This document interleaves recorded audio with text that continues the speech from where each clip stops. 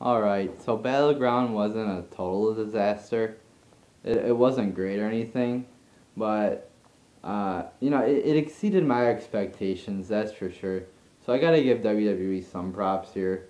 I mean, coming into the show, I felt like it would be bad, but it actually turned out to be okay.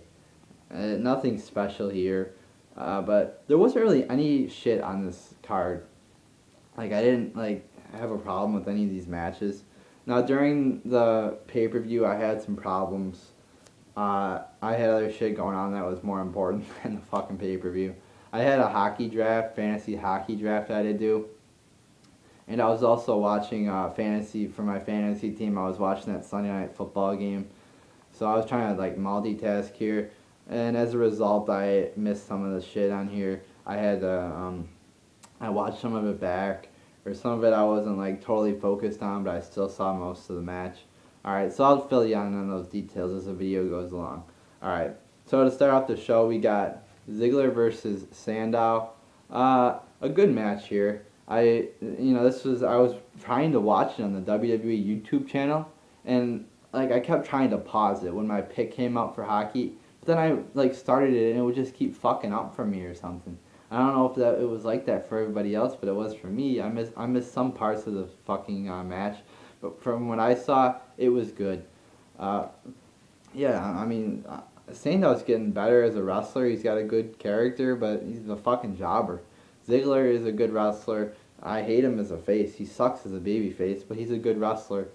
And and Sandow loses again. The Money in the Bank winner just loses like that. Oh, and here's how he loses. Ziggler kicks his leg or whatever, and that's enough for him to get his leg injured. It's like, what the fuck? Alright, but we'll get to that later. Actually, right now. Alright, but yeah, that was a good match. Nice way to start off the show there. Nice little pre-show. Not happy with the result, though. And the finish was pretty stupid. But then we got Del Rio and RBD. They're saying this was a good match on Bleacher Report. Just a PG hardcore match right here. They named it the Battleground Hardcore Rules match, which is another way of saying WWE Hardcore Rules match, which means a WWE PG Hardcore Rules match. Yeah, but very PG right here. There was one good spot where RVD did a frog splash onto a ladder from the top rope when Del Rio was on the floor, and Del Rio was on the ladder. That was pretty cool. They used the garbage can, which we haven't seen a garbage can in WWE in God knows how long. And that was cool, but all they did was hit the person in the back. It's like, that's not fucking entertaining. There was another good spot where you got a DDT on the chair by RVD, and not a lot of times in WWE right now does, or in the whole PG era, you gotta cherish the moments when fucking head comes in contact with a steel chair. So at least that was good. But again, other than those couple spots, nothing really that good. And RVD goes to the Van Terminator, misses. They should have just let him hit it there or whatever. That would have been better. But yeah, not a good match here. And Del Rio wins clean. It's like Van Dam can't even beat this fucking guy who's not even entertaining. Is he an alright wrestler? Yeah, he's okay. His character fucking sucks though. And then they're like, oh, well, this would be a perfect opportunity for Sandow to cash in, except he's hurt. What the fuck? Why can't he cash in? All he did was got kicked in the foot. Alright, let's say he's hurt. He could still fucking lift down, hop down on one leg. He could fucking steal Paul Heyman's scooter or whatever, ride out on that. He could still fucking cash in. But they make up this fucking lame-ass excuse that he can't cash in. So I don't know what the fuck that was. It's like, that doesn't even make any sense. Oh, he can't cash in because he got kicked in the leg. Doesn't make any sense. So yeah, that match was very underwhelming. Very disappointed that Sandow didn't cash in because Del Rio as champion is stale as fuck. Then we got in even when he won it the first day or in Money in the Bank, everybody's saying is that when he won at Money in the Bank? No, he won it at Payback. Everybody's like, just wait till SummerSlam. Ziggler is gonna win it back. And I'm like, I want him to have the title right now. And SummerSlam comes along, and where's Ziggler? He's fucking in a mixed tag match. It's like, people just aren't fucking smart at all.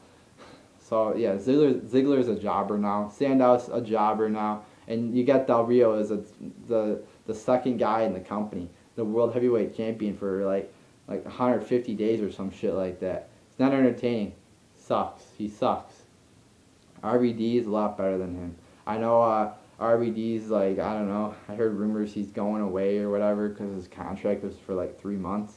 And I heard WWE was mad at RVD or some shit like that. But, you know, is this WWE's way of punishing RVD? Not only do they punish RVD, they punish the millions and millions and millions of fucking people who watch this show and are fans of RVD. Nobody likes Del Rio. There are many more people that like RVD. Alright? So let me get the Real Americans versus Cody and Santino. Just a little filler match here. Wasn't that great until the end where you get the swing. It was okay. I mean, altogether. But, you know, I'm not a big fan of filler matches, like impromptu matches on a pay-per-view. But, you know, at least we got to see the Real Americans get a fucking victory. That's good. I hope the Sweens are getting pushed now. Probably doesn't, but at least they beat Santino and Cody. 2 fucking jobbers these people should beat in 30 seconds. Very cool swing there with Cesaro. The crowd was going apeshit for that. They were very excited to see that. Cesaro almost felt like a face after that match. And that just shows you how fucking over the Real Americans are. Mainly Cesaro. I know there's more people that like Cesaro than Swagger, but I like both of them. And Coulter's awesome too. Just push this fucking tag team. They're as good as the Shield, if not better. Then we get Axel Truth in an okay match. I mean, for a pay-per-view match, I mean, R-Truth is for a jobber who thinks he has an imaginary child and a fucking terrible rapper. Match was, yeah, alright. Definitely not a pay-per-view quality match. This is a match we would see on, like, main event or something, literally. This would, like, headline main event on Wednesday. But, yeah, just not that great a match. Axel wins, which predictably, so I was happy about. Because I'm a big fan of Axel. Maybe not a huge fan, but I'm a fan of Axel. He's a good wrestler. And he just looks like a champion when he comes out with Heyman, and he's got the music. He's got a good theme song. He just looks like a fucking champion. Then we got AJ and Brie, which for a Divas match was good. No problems with this match. AJ retains, right? Yeah, she retains, I think. Yeah, that's right. She got the roll up or whatever, and she needs Tamina, this fucking ugly bitch, to beat Brie Bella. You know, she needs a distraction. And you remember when AJ was beating Caitlyn clean? Got AJ over good, and now she has to fucking cheat to Brie Bella. Not technically a cheat, but she's gotta have distractions. It's like AJ doesn't need help. She's hot. She's a good wrestler. She could talk. She's got charisma. They don't need to put Tamina with her. Fuck Tamina. Tamina's a fucking ugly bitch. Just fuck Tamina. We don't need Tamina. AJ leads the fucking Divas division. She's carrying the fucking Divas division right now. Then we get Cody versus Goldust versus Cody. I wrote it down wrong on here. Cody and Goldust versus the Shield. Very fucking overrated match here. Was it good to see the Rhodes family together? Yes. Nice to see Dusty. But I have a lot of problems with this match and the people who rated this match. I see on Bleacher Report they gave this match 5 stars, or they gave it an A+, which I take as a 5-star match. This match was nowhere near 5 stars. Alright, was it good to see Goldust in the ring? Yes. Was it good to see Cody in the ring? Yes. Was it good to see Shield in the ring? See Shield in the ring. So it's a mouthful to say there, a lot to say there. Yeah, it was. Was it good to see them all together, like wrestling? Yeah, it was cool. But the match for itself was not good. You had probably like 3 or 4, maybe 5 good spots during the match, but that's not gonna fucking cut it for a pay-per-view match. If you get a 15-minute pay-per-view match, you gotta have a lot of good spots. There was like, I think I counted 4 rest holds during this match at least. It's like, it's not a fucking good match. And then you got Dusty Rhodes beating up Dean Ambrose. Yeah, way to fucking bury the United States champion. You got a fucking 68-year-old man beating up Dean Ambrose, and everybody's probably gonna, you know, you're gonna probably be saying right now, oh, well, it's Dusty Rhodes, a fucking legend. You're right. You know what they should have done? They should have had, like, Dean Ambrose looking the other way, and and have fucking Dusty just come up and attack him from behind.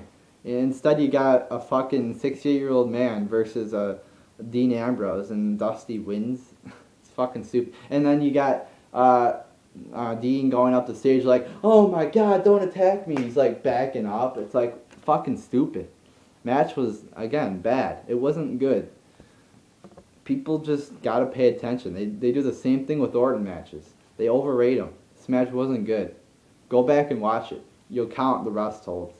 And when they weren't doing rest holds, it was mostly punches, kicks, ordinary moves like clotheslines, Irish whips into the corner.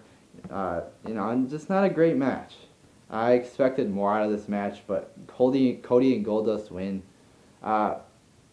which is okay. I mean, the Shield. Cody's basically a jobber. Who has he beaten? He's beaten Damian Sandow, who's a jobber. Cody hasn't beaten anybody that's really that credible. And Goldust he hasn't fucking wrestled in years. He's wrestled one match against Orton and he's lost. So Cody and Goldust beat the Shield, but that's all right, I guess, because now we get to see Cody back, which it's good because I'm a fan of Cody. Then we get Bray Wyatt versus Kingston. I didn't really get a chance to watch this match. I didn't feel like going back and watching it. I skimmed through it. I saw like 2 spots in this match, but from what I saw, it looked like a good match. But again, I only saw the spot where Kofi did like the dive onto the 3 members of the family. And I also saw the ending, which was a good ending. So I'm guessing this match was pretty good. Wyatt wins, which I don't really give a fuck about. I'm not a big fan of the Wyatt family. I like Kingston. I think he's a good wrestler. He just doesn't have any charisma. He can't talk. He's not entertaining as a promo cutter. He just doesn't. He's not. Charisma. You gotta have charisma, and he doesn't have it. All right. Then we get Ryback and Punk. Match was okay. Not anything that special. A very retarded ending. Where Heyman distracts the ref and then Punk low blows. It's like Punk needs a low blow to beat this fucking idiot and Ryback. No, he shouldn't need a low blow. So Punk wins not even clean. It's usually the other way around. The heel needs to win unfairly against the face, but now you got the face cheating to beat the heel. It's like, and it's Punk too. Punk should be able to beat Ryback like that, but I didn't snap there good like that. There we go.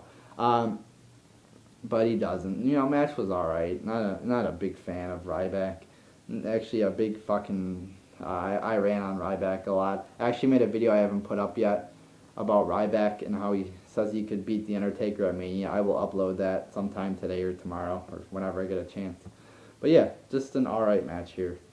And then we get a fucking power outage, and I'm not gonna rant about this too long, but it's just fucking stupid that you get a fucking power outage during the middle of a pay-per-view.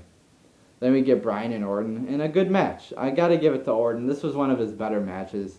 I'm a Orton hater.